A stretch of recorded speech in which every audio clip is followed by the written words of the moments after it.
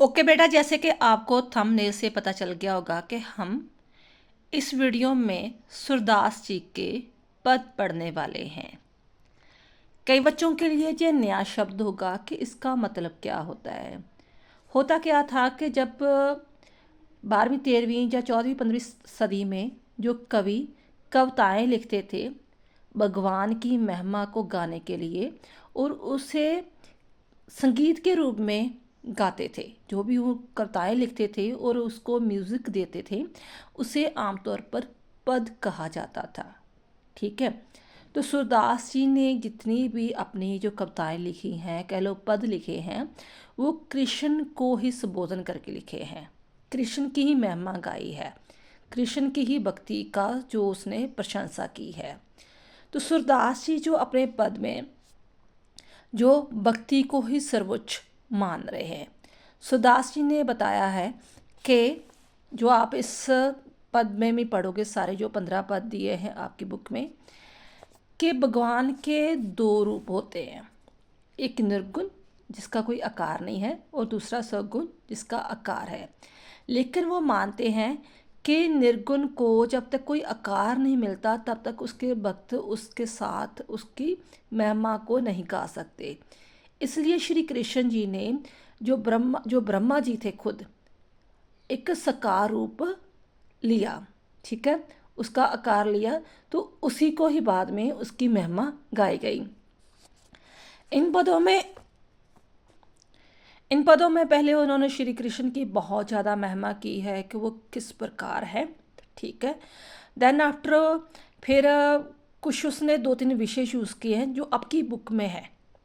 वैसे तो उसकी सूरदास की जो कविताएं हैं उसमें बाल कृष्ण की लीलाएं जो भी है, राधा के साथ प्रेम लीलाएं हैं, उसके बारे में वर्णन किया है।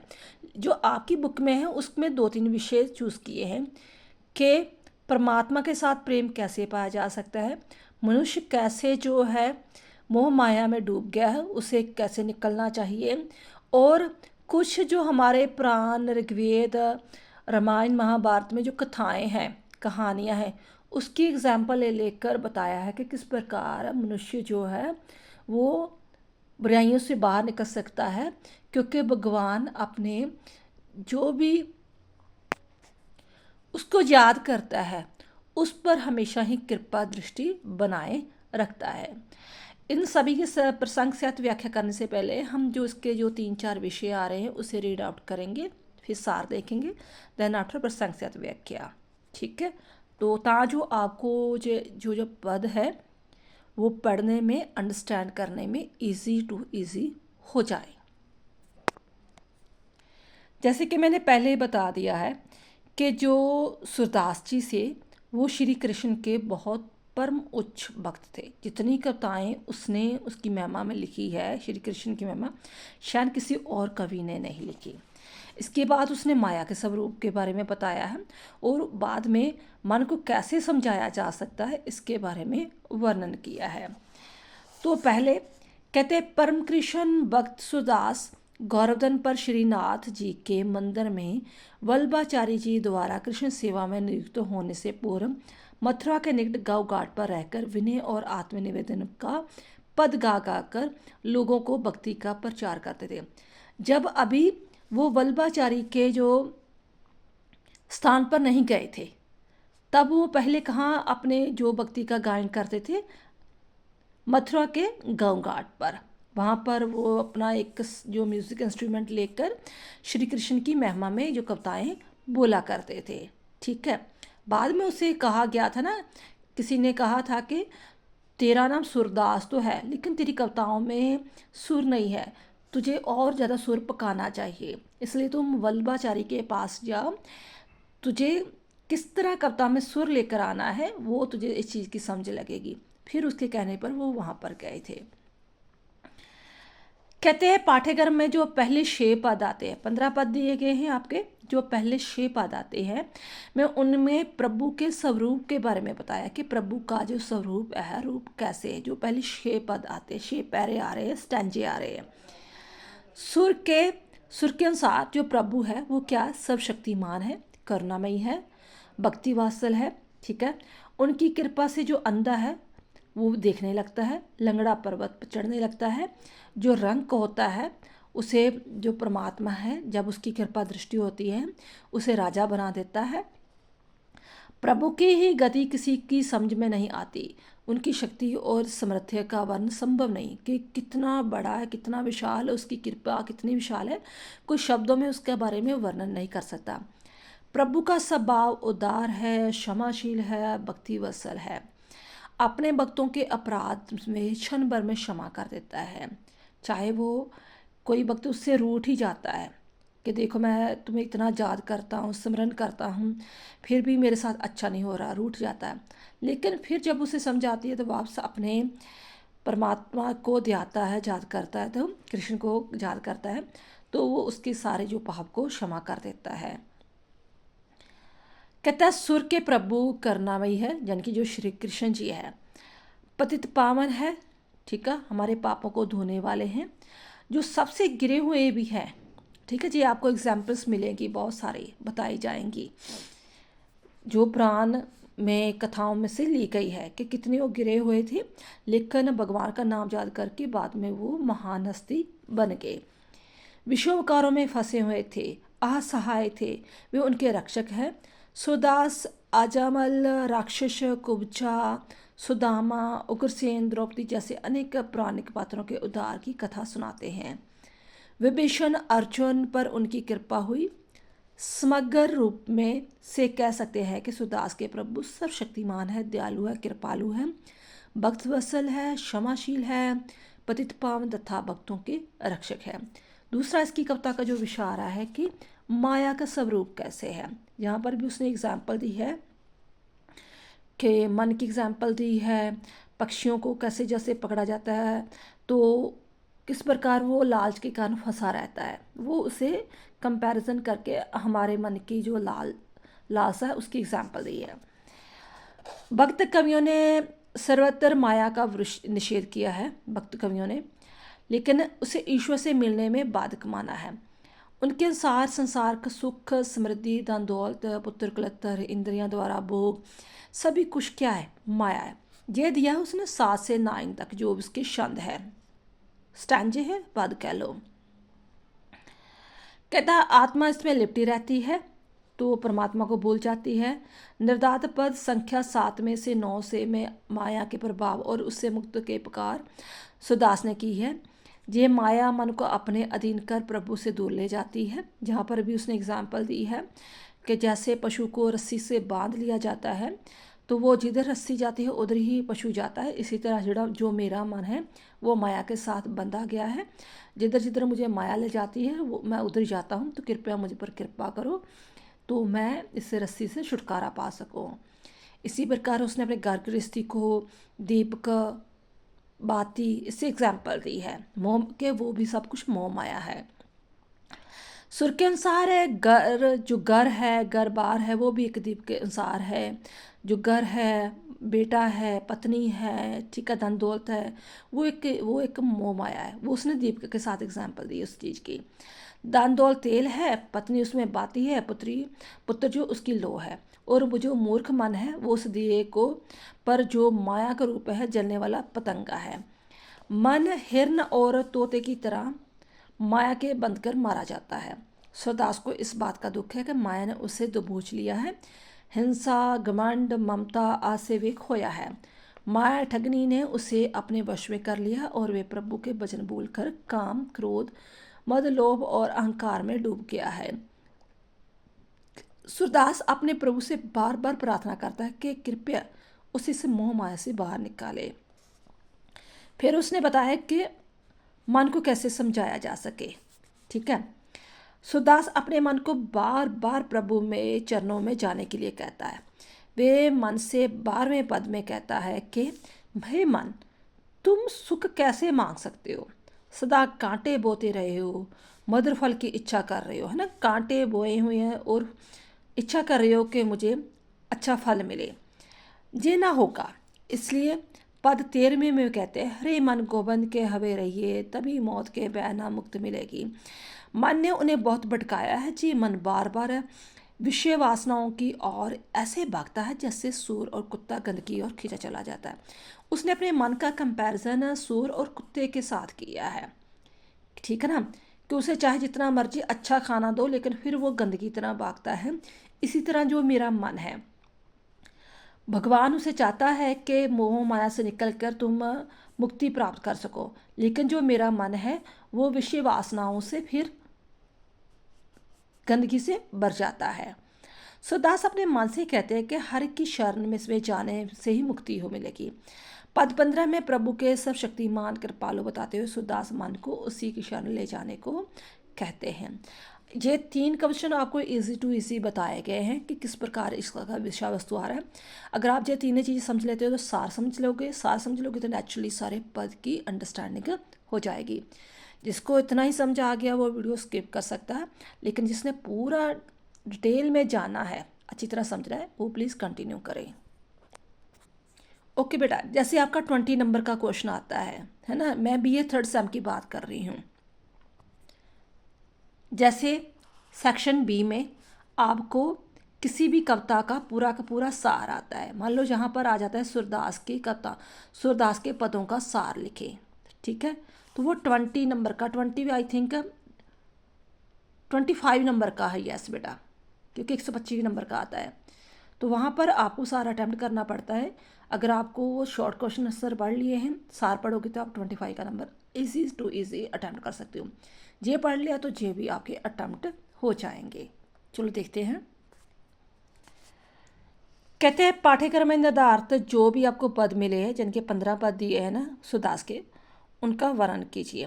पाठ्य पुस्तक काव्य चिंतन में सूरदास के कुल 30 पद निर्धारित हैं, परंतु पाठ्यक्रम में पहले 15 ही पद है। 30 इसलिए कि सेकंड सेमेस्टर में जो नेक्स्ट 15 आ जाएंगे, ठीक है। 15 पद अब दिए हैं। ये पद विनय और आत्मनिवेदन के हैं। टाइटल क्या है? विनय और आत्मनिवेदन के। विनती करता है भगवान के सामने। जो जितने भी पद है वो किस में है? सुरसागर में। कहते हैं कि सुरसागर में मैक्सिमम उसके 4-5 हज़ार पद माने जाते हैं। कितनी बड़ी किताब है उसकी। तो जहाँ पर जस्ट थोड़े से ही मेन पद आपको मिले हुए हैं। सूरदास के सुरसागर का बड़ा हिस्सा श्री कृष्ण की बाल लीलाओं तथा उनकी मथुरा में की गई लीलाओं का है। कि जितना भी उसने सूरदास जी ने अपने सुरसागर की किताब में अपने पद लिखे हैं, वो श्री कृष्ण की जो बचपन की अटकेलियाँ थी, जहाँ गोपियों के साथ लीलाएँ थी, उसके बारे में वर्णन किया गया है। लेकिन यहाँ पर ऐसा कुछ भी नहीं लिखा हुआ, ठीक है। जो आपकी बुक में पद दिए गए हैं वो बिल्कुल हटकर है। विनय के पद प्राय उस समय के हैं जब वे मथुरा के निकट गांव घाट पर रहकर भजन करते थे, तो विनय के पद गाते थे। कहते हैं कि वल्लभाचारी ने उस पद गाने के लिए कहा, तो सूरदास ने पद गा दिया। तो ये सुनकर आचार्य ने कहा, हे सूरदास, यानी कि सुर, उसे सुर कहा जाता था, सुर होके काहे दिदात हो, कि तेरा नाम तो सुर है लेकिन तेरे कविताओं में सुर नहीं है, ठीक है। इसलिए उसने कहा था कि तुम, वल्लभ ने उसे गौरवधन पर्वत पर स्थित श्रीनाथ के मंदिर में श्री कृष्ण की सेवा में लगा दिया। इस प्रकार आत्मनिवेदन और विनय उनके काव्य का मुख्य स्वर नहीं है, जिस दास्य भक्ति है। सुर का मूल भाव सख्य भक्ति है का है, जो कृष्ण लीला में आया है। पाठ्यक्रम के निर्धारित 30 पदों में सूरदास ने प्रभु के गुणों का गान किया है, ठीक है। माया के बारे में बताया है, मन के बारे में बताया है, और बताया है कि उसके विषय वासनों से डूबने रहने के कारण आत्मगलन भी प्रकट की है, और मन की बरसरना भी की है। माया के प्रभाव से जन्म निष्फल होता है। देख प्रभु का स्मरण करने और उसको शरण में जाने के लिए बार बार कहा है। प्रभु कृपालु है, भक्त रक्षक है, भक्त वत्सल है, इसलिए उसकी शरण में आने का अंतिम उपाय यह है कि उसे मुक्ति मिल सकती है। ये भाव प्रकट किया है। कुछ पदों में प्रभु की भक्ति प्राप्त होने का आनंद भी प्रकट किया है। सूरदास एक आर्त जन की पीड़ित भक्ति की तरह प्रभु की शरण में जाते हैं और विषय विकारों से मुक्ति कर अपनी शरण में लेने का आग्रह बार बार करते हैं। जो उसके पहले 6 पद है उसमें क्या टाइटल दिया गया, जो आपने शॉर्ट क्वेश्चन आंसर अभी पढ़े थे, उसने बताया है कि प्रभु इतना ज़्यादा कृपालु है कि अगर उसकी कृपा हो जाए तो अंधे को भी देखना मिल जाता, उन अंधे को आंखें मिल जाती है। जो बहरा होता है वो सुनने लगता है, गूंगा बोलने लगता है, लंगड़ा पर्वत चढ़ने लगता है। यानी कि जो चीज़ पॉसिबल नहीं वो पॉसिबल कर देता है। जो गरीब होता है उसे सम्राट बना देता है। प्रभु की शक्ति बहुत ज़्यादा है, वे कब क्या करता है इसका अनुमान संभव नहीं। नारद सीता स्वयं शिव को भी कष्ट सहने पड़े, है ना। भी जो सर्वोपर जो खुद भगवान के रूप थे उनको भी कष्ट सहना पड़ा। क्यों? ये भगवान की इच्छा थी। अन्यथा जो शिकारी था, आजमल था, कुब्जा था, सुदामा था, पतित थे, उनका भगवान ने उद्धार कर दिया। ठीक है जी, स्टोरी आपको सुनने को बाद में मिलेंगी कि ये कौन कौन थे। सुदामा तो आपको पता है जो श्री कृष्ण का मित्र था बचपन। ठीक है। कुब्जा जो बहुत क्रूप औरत थी, उसके स्पर्श के कारण वो मतलब भी सुंदर बन गई भगवान के स्पर्श के कारण। तो अजमल जो था कि बहुत एक करप्ट ब्राह्मण था। ठीक है। सारी उम्र उसने भोग विलास वगैरह किया, लेकिन अपने बच्चे का नाम नारायण रखने के कारण वो उसे बार बार नारायण नारायण जब भी बुलाता, नारायण बच्चे का नाम ही बुलाना था, तो भगवान का इनडायरेक्ट वे में नाम लेने के कारण उसे मुक्ति मिल जाती है। प्रभु का स्वभाव उदार है, समदर्शी है, अपने भक्तों की गलतियों को क्षमा कर देता है। जहाँ पर ये बताइए ना एग्जाम्पल शिकारी की, अजामल की, कुब्जा की, ठीक है, तो उस पर क्रोध नहीं होता। प्रभु का स्वभाव अक्षम करता और उसके छोटे से गुण को भी मेरु पर्वत की तरह मानता है। अगर मान लो बहुत बड़ा जैसे अजमल था, बहुत ज़्यादा मतलब एक विषम विकारों में फंस चुका था। ठीक है। लेकिन एक छोटा सा उसका गुण क्या था कि वो अपने जब बच्चे को पुकारता था तो वो उसका नाम नारायण रखा था, नारायण नारायण लेता था। तो अब मृत्यु के बाद उसने नरक में जाना था, जम लेने आए थे उसे, लेकिन उसके छोटे के गुण को भी उसने मेरु पर्वत की तरह समझा। मेरु पर्वत एक आई थिंक राजस्थान में बहुत बड़ा पर्वत है, जो सोचा जाता है कि भगवान का साक्षात पर्वत है, जहाँ पर भगवानों ने तपस्या की थी, उसकी तरह मानता है। अगर छोटा सा छोटा गुण भी उसमें मिल जाता है तो उसे मुक्त कर देता है जामल को। अनेक पौराणिक पात्रों का उदाहरण देखकर सूरदास अपने प्रभु को दयालु, कृपालु, उदार, भक्तवत्सल, भक्त रक्षक, समदर्शी मानता है। ये 6 पहले स्टैंजों में है, 6 पदों में है ये सारी व्याख्या। अब जो 7 से 9 आते हैं उसमें माया के बारे में बात की है कि माया कैसी है। सभी संत महात्मा माया को त्यागने की बात करते हैं, सुदास में भी उनमें एक है। माया ठगनी है जो सिर पर सवार होकर दिन रात बुरे काम करवाती है। माया के प्रभाव के कारण जो मन है वो अज्ञानता के अंधेरे में डूब जाता है और बुरे कर्म करता है। कहता मन को वश में करना भक्ति का मुख्य विषय है, क्योंकि मन को कंट्रोल किए बिना ना नाम स्मरण हो सकता है, ना ही भक्ति में मन लग सकता है। माया क्या करती है? मन को अपने अधीन करके प्रभु से दूर ले जाती है। सुदास के अनुसार घर बार जो मेरा घर है, सुदास कहता है जो मेरा घर है वो एक दीप की तरह है, धन दौलत की तरह है। ठीक है। जो धन दौलत है वो उसके तेल की तरह है, पत्नी उसकी बाती है और पुत्र उसकी लो है। और जो मेरा मूर्ख मन है वो क्या करता है? वो पतंग की तरह उसके आसपास घूमता रहता है। कहने का भाव कि मैं गृहस्थी के जीवन में फंस कर रह गया हूँ, मैं भगवान को याद नहीं कर रहा। मन को माया ने वश में कर लिया और ईश्वर ही मुक्ति दिला सकता है। माया से मन को मुक्त करने के लिए प्रभु के शरण में जाना जरूरी है। निर्दात पद विशेष रूप में प्रभु को शरण में ले जाते की तीव्र इच्छा को प्रकट करता है। सुदास कहते हैं हर बिन अपनों को संसार। पाठ्यक्रम में निर्दात पदों से सुदास अपने प्रभु का गुणगान स्वरूप निवेदन करता है, माया की विकरालता के बारे में बताता है और प्रभु को रक्षा की गुहार लगाता है। मन की बरसरना कर और अपनी दीनता प्रकट कर प्रभु की शरण में जाना जाता है। प्रभु कृपा कर उन्हें अपनाते हैं और अपने शरण में प्रदान करते हैं। ये आपकी सारी कविताओं का ये सार हो गया। ठीक है। अब जिसने प्रसंग से व्याख्या देखनी है वो आगे और कंटिन्यू कर सकता है।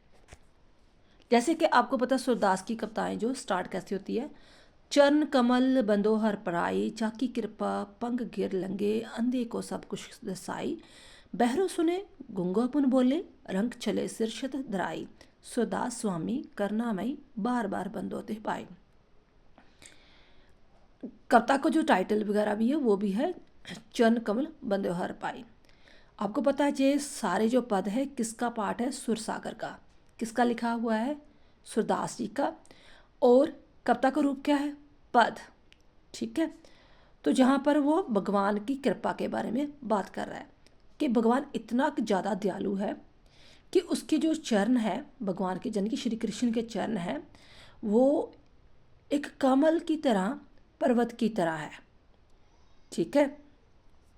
वो उसके चरणों पर वंदना करता है, विनती करता है कि तुम एक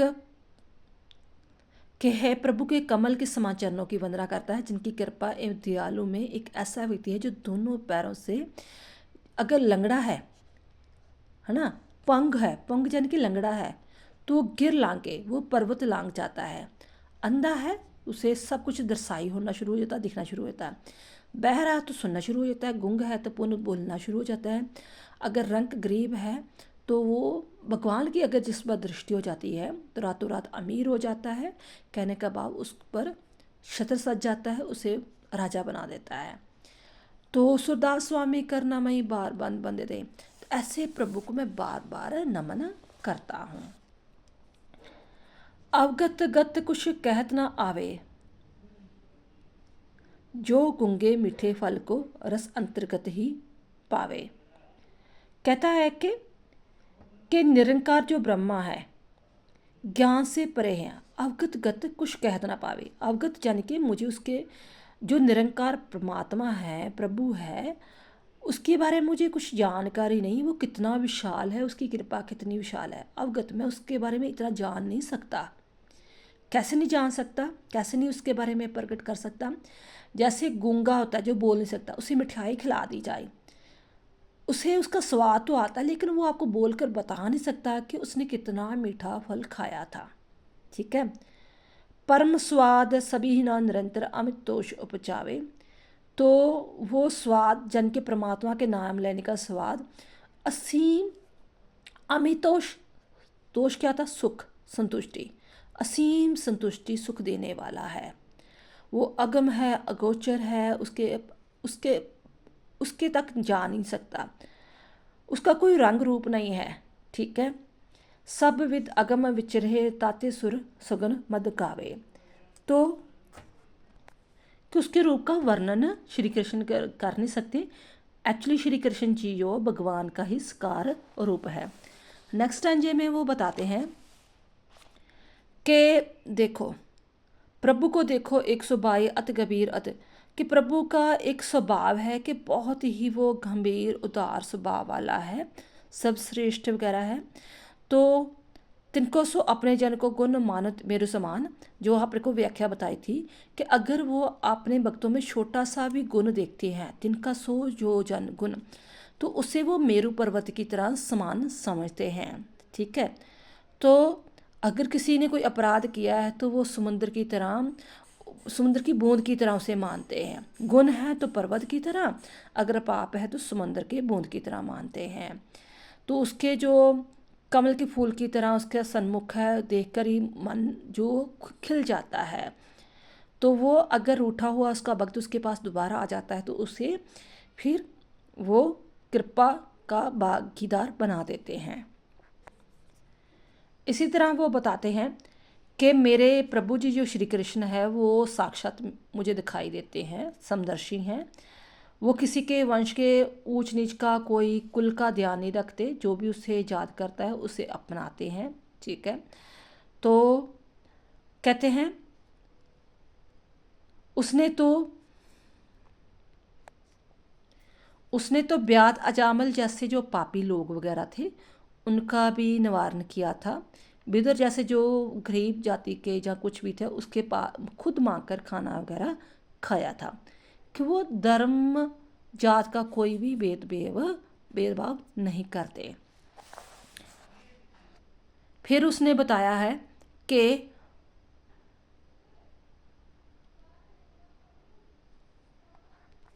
जहाँ पर भी उन्होंने अजामिल, कुब्जा, सीता, जहाँ इसकी सारी जो स्टोरियाँ वगैरह बताकर, कहानियाँ बताकर उसे जो है एग्जाम्पल दी है कि मेरा कृष्ण भगवान कितना महान है।